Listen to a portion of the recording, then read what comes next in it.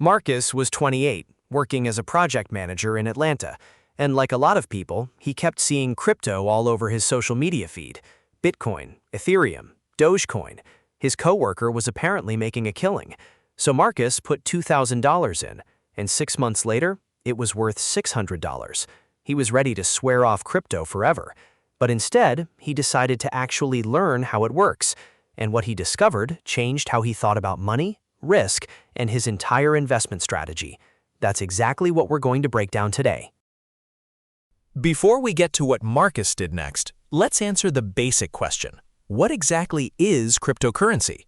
At its core, crypto is digital money, but instead of being issued by a government like the US dollar, it runs on technology called a blockchain.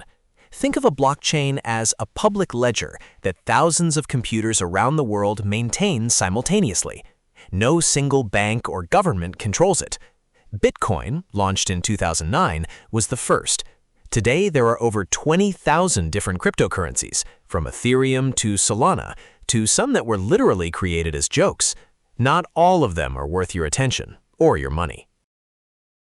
So why did Marcus and millions of Americans get drawn in? Part of it is the upside story. Bitcoin went from under $1 in 2010 to nearly $69,000 in 2021. That's the kind of number that makes people feel like they missed something massive. Beyond price gains, some people are genuinely excited about the technology. Decentralized finance, or DeFi, lets people borrow and earn interest without a bank. Others compare Bitcoin to gold, a finite asset that could hold value when inflation erodes the dollar. These aren't crazy ideas, but as Marcus learned the hard way, excitement without understanding is just gambling with extra steps. This is the chart that Marcus finally sat down and studied, and it completely reframed his thinking. Look at Bitcoin's price history over the last several years. You can see two massive bull runs, one in 2017 and another peaking in late 2021. But between those peaks, brutal crashes of 70, even 80%. This is called volatility, and it's the defining characteristic of crypto. The S&P 500, shown here in blue, moves in a fraction of the range. For Marcus, seeing this side by side made one thing crystal clear. Crypto is not a replacement for traditional investing. It's a completely different animal. This is where Marcus's education got serious. When he lost 2/3 of his $2,000 investment, it wasn't because he picked a bad stock.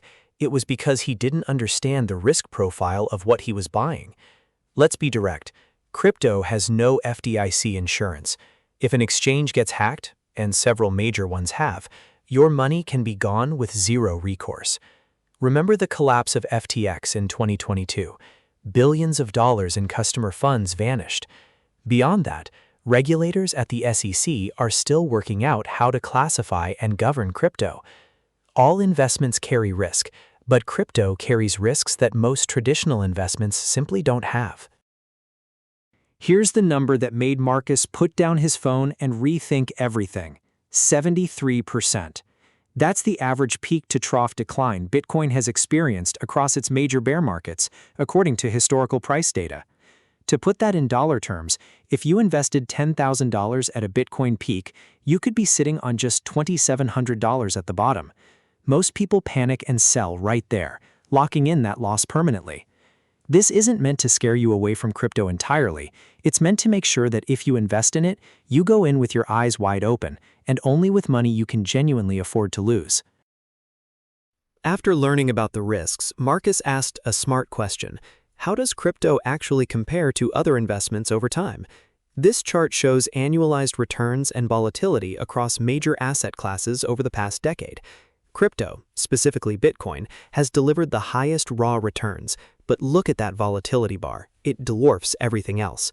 The S&P 500 has historically returned around 10% annually, with far more predictable behavior. Real estate and bonds offer stability.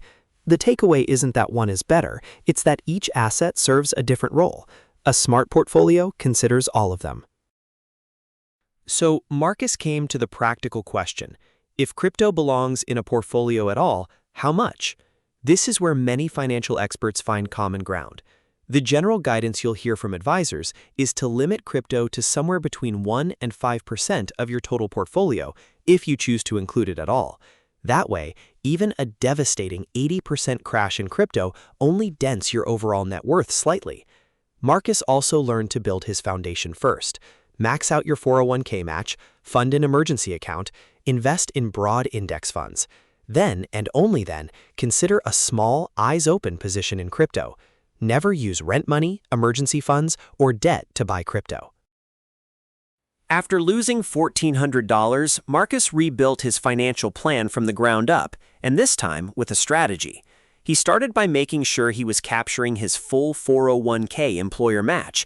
That's a 100% instant return that no crypto can beat. He opened a Roth IRA and filled it with low-cost index funds.